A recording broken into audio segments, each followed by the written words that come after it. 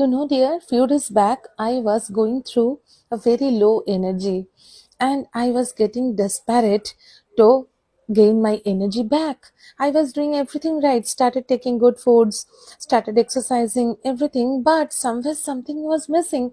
I was not able to recover my energy at all.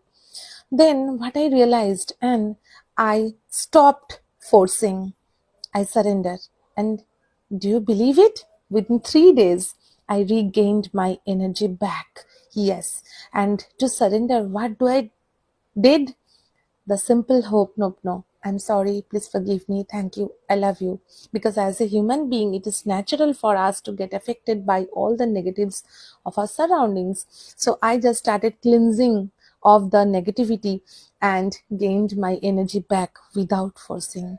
If you are going through like this, just do hope, nope, no, and see the energy shift.